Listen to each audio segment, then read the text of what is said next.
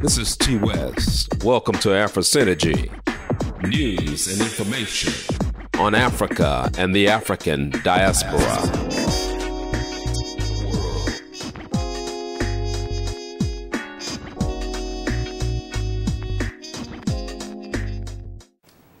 DLAMINI ZUMA, first female African Union chairperson. A strong message sent to France and its Francophone African leaders. As a result of Xi Jinping's weak leadership, Libya was militarily decimated by Europeans, the United States, and Arab states such as Qatar and Saudi Arabia, led by France. This resulted in the killing of thousands of Libyans and the targeting of black Libyans to this very day. Much of this rests at the feet of Mr. Ping's servitude to France. It is good to see him defeated by DLAMINI ZUMA and to see a non-Francophone person as the chairperson of the African Union. Overall, France has used Africa to serve its interests, causing greater harm to the African people.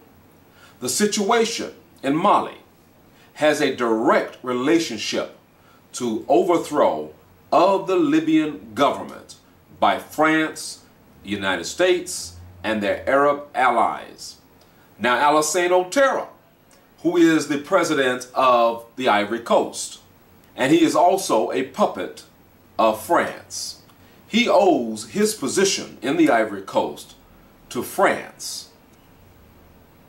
In 2011, the beginning of 2011, France removed the government of Gbagbo in the Ivory Coast. So France is running, or has been running, amok on the African continent with the help of Francophone African leaders. So it is good to see South Africa holding the position of chairperson in the African Union now.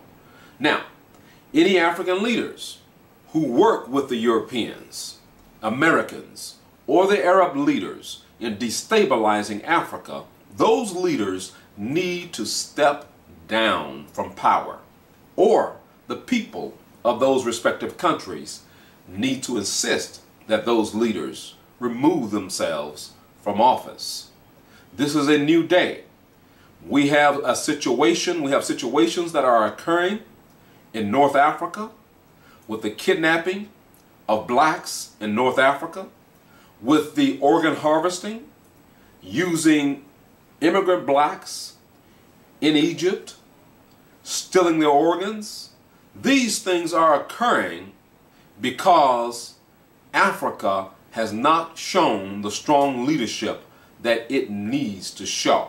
Now, I have told you in the past that what the United States, France, and its European allies, along with their Arab allies, did in Libya destabilized other areas of Africa. I have told you from the beginning that this was the whole and entire objective of the United States in the first place. It is to generate a false illusion about Al-Qaeda. Now, what I'm going to show you is a report from CNN that is out today, talking about Al-Qaeda and Mali. This was planned. You were warned that the United States and its European allies, along with its Saudi friends, were going to do exactly this. You see it happening. This is another reason why African leaders must stand up and stand strong. You brothers, many of you have been weak. Now we expect Sister Zuma to be very strong. She is a strong woman. She's a woman who is about doing and taking care of business. So listen to this CNN program and let me know what you think. Forces both in Mali and others in the region, including Boko Haram from Nigeria, training them in improvised explosive devices, training them in counterterrorism techniques. So it is a rising concern and should be a rising concern for not just the U.S., but a range of European governments. And so, you know, we've been hearing so much about al-Qaeda being on the verge of strategic defeat or, you know, really vanquished. Things like the killing of Osama bin Laden being a real part of that and some of those successful killings in Yemen. Do you think that this changes that argument?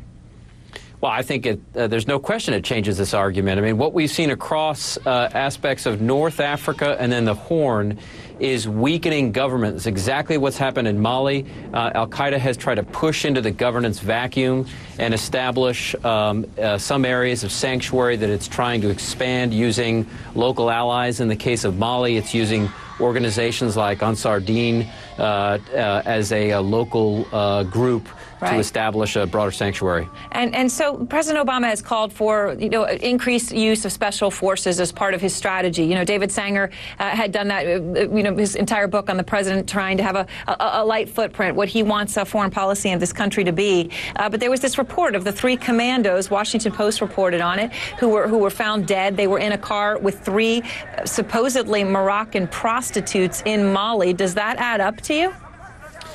Well, U.S. Special Operations Forces have been involved in training Malian forces over the last decade and more, training them in search and seizure, counter-terrorist operations, intelligence, surveillance, and reconnaissance. So the idea that U.S. Special Operations and other units in an area that has an al-Qaeda foothold would be involved in training is certainly probable. Are there U.S. Special Operations Forces and commandos in there now?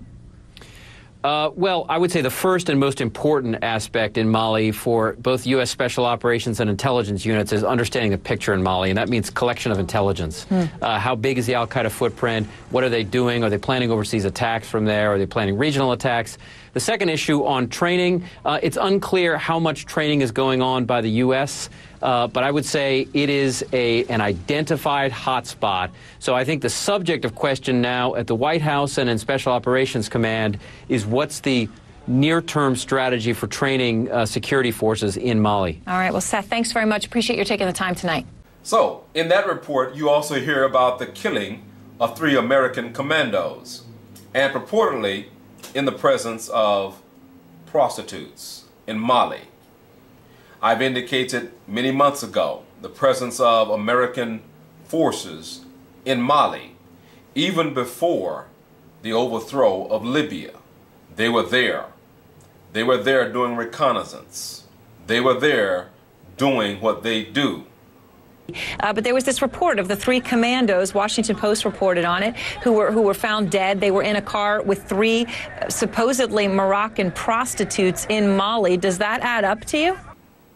This must change, and I'm sure that it will change.